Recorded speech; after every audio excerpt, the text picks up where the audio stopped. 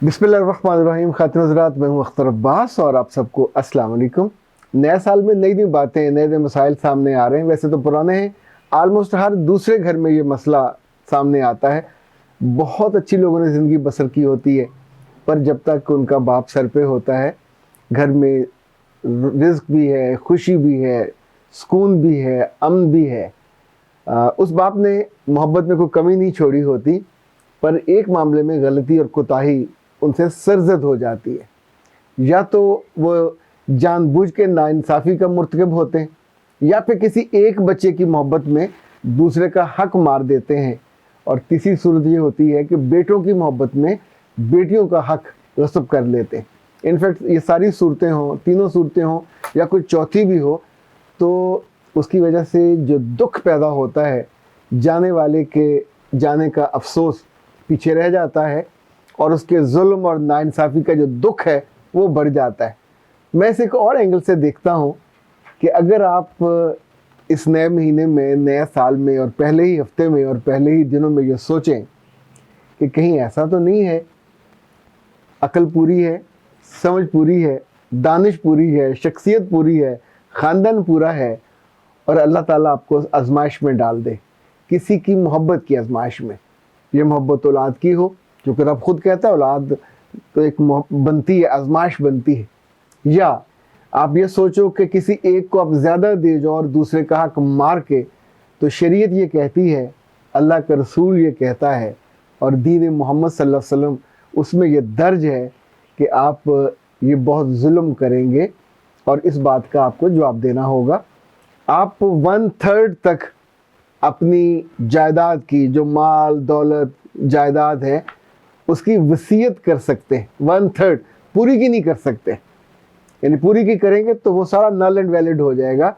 और 1/3 भी आमतौर पे ये उन लोगों के लिए होगा, नाइंसाफ़ी के लिए नहीं होगा, कि आपके रिश्तेदारों में या अजीज़ों में जो मीरास के हकदार नहीं बन सकते। फरखंदा अली ने और आलिया अहमर ने तो शिकवा अपने वालिद का किया कि उन्होंने जाते हुए जायदाद की तकसीम नहीं की, और भाइयों ने उनके जाने के बाद वो जो जितनी जायदाद उस पर काबिज़ हो गए, अब वो ना देने पे आमादा है ना बांटने पे आमादा है। और बहनें अपनी बेबसी की वजह से, बेचारगी की वजह से खामोश हैं, पर ज़ाहिर सुड़ती हैं, कुड़ती हैं। और जब मुझ तक सवाल आता है तो आप सोचिए कि दुख की इंटेंसिटी कितनी ज़्यादा हो जाती है। सुहेल ज़फ़र ने कहा है कि मेरे वालिद ने बहुत अच्छे थे, पर जुल्म ये किया कि दूसरे 2 भाइयों को ज़्यादा दे दिया, और मेरे लिए ना तो कोई वसीयत छोड़ी और ना वो दोनों मीरास में मुझे हक देने पे आमादा हैं। यानी जो मुझे मिलेगा लगेगा ऐसा जैसे मुझे खैरात मिल रही है, मेरा वो हक या इस्तेहकाक नहीं है। खातिन हज़रात, इस मामले में अगर ज़रा सा तवज्जो से गौर किया जाए तो आप सोचें कि आपकी कब्र भी रोशन हो सकती है। जो ज़िंदगी है आपके जाने के बाद, जो बाकी इज़्ज़ा और कारब बचे हैं, वो भी परेशानी से बच सकते हैं। ज़्यादा परेशानी कहाँ होती है? कुछ केसेस में होता है कि बेटा फौत हुआ तो उसकी बीवी और उसके बच्चे रुल जाते हैं। जो फ़िक़्ह है उसमें और विरासत के कानून में पोते और पोतियों के लिए हक नहीं है, और जो बहू बेचारी बेवा होगी उसके लिए भी नहीं है। तो यही वो जगह है जहाँ दादे को इनके लिए वसीयत करनी चाहिए, और अपनी 1/3 जायदाद में से इनके नाम घर करना हो घर कीजिए, इनके नाम कुछ ज़मीन करनी हो वो कीजिए, कोई गाड़ी वाड़ी हो, जो भी यूँ समझें कि वैल्यूबल चीज़ें हैं।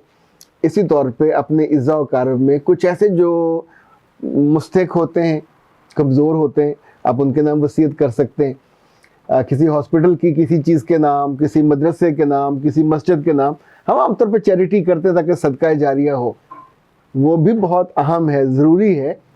पर ये जो ज़िंदा लोग हैं, जिन्होंने सांस लेने हैं, जिन्होंने ज़िंदगी बसर करनी है, ये उससे मुझे लगता है कहीं अहम है।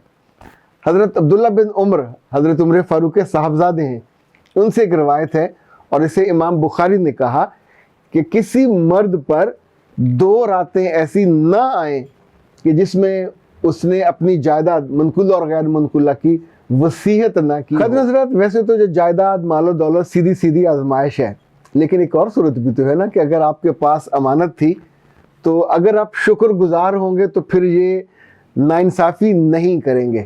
اور اگر آپ کے دل میں میننس ہوگی، یعنی جسے انسان چھوٹا ہوتا ہے وہ والی کیفیت ہوگی، یا پھر آپ وفاشار ہوں گے. اسی طور پہ جو تیسری چیز ہے، یا تو انسان لالچی ہوتا ہے یا پھر اطاعت گزار ہوتا ہے. یعنی ان دونوں کے بیچ کی کوئی صورت نہیں ہے، یا آپ اس ایکسٹریم پہ کھڑے ہوں گے یا اس ایکسٹریم پہ کھڑے ہوں گے. اس شخصیت کو ہم بہت پیار کرتے ہیں، بڑی محبت کرتے ہیں، ان کے نام پہ یوں کر کے آنکھوں کو بھی چومتے ہیں. ابن ماجہ میں جو حدیث کی صحاح ستہ میں 6ٹھی بہترین کتاب ہے، اس میں اللہ کے رسول صلی اللہ علیہ وسلم سے روایت ہے کہ جس نے کسی وارث کا حق مارا، اسے میراث سے، حق سے محروم کیا، انفیکٹ اللہ تعالیٰ قیامت کے دن اس کو محروم کر دے گا.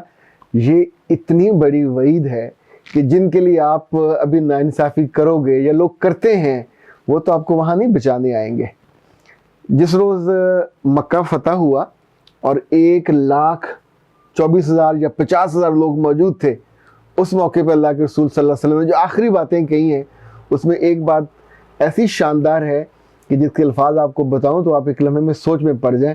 ہم چونکہ چیزوں کو جانتے نہیں ہیں پوری اس کی انٹینسٹی کے ساتھ، یہ جو اندھی محبت ہے یہ بہت سارے ظلم کراتی ہے.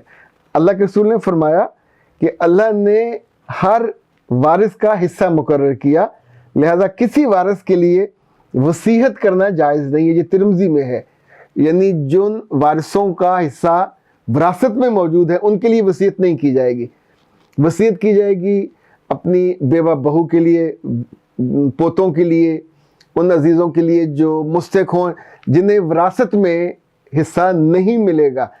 ایون مجھے اگر آپ اس معاملے میں تھوڑی تحقیق کریں تو اگر والد اور والدہ کمزور ہو مالی طور پہ تو آپ ان کے لیے بھی وصیت کر سکتے ہیں. پر یہ ٹوٹل جو آپ کی ارننگ ہے، ارنڈ چیزیں ہیں، اس کے 1/3 تک. باقی کا جو حصہ ہے آپ کی بیوی کا ہوگا، آپ کے بچوں کا ہوگا، بیٹیوں کا ہوگا. اور ایک بات اور یاد رکھیے گا، دوسری بیوی یا تیسری بیوی پسند ہو یا نہ ہو، یہ جائیداد میں پوری طرح حصے دار ہیں. اتنے ہی ایک رتی اور تولہ اور ماشا ان کا کم نہیں کیا جا سکتا، نہ ان بچوں کا کہ چونکہ ان کی شادی بعد میں ہوئی تھی اور آپ کو خاندان کو پسند نہیں تھی.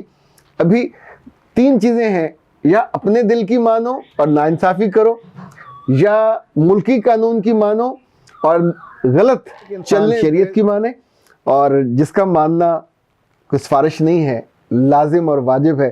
حضرت ابن عباس سے جو اللہ کے رسول صلی اللہ علیہ وسلم کی اہلیہ کے بہن کے بیٹے ہیں اور بہت صحابی ہیں شاندار اعلیٰ درجے کے، انہوں نے ایک بات فرمائی تھی کہ اللہ نے پہلے وصیت ساری مال و دولت کی جائز رکھی تھی، پھر دھیرے دھیرے جیسے اللہ ایجوکیٹ کرتے گئے تو اس میں سے ساری جائیداد کی آپ وصیت نہیں کر سکتے، یعنی 1/3 کر سکیں گے، باقی کی آپ جو حق وراثت کے تحت وہ تقسیم ہوگی.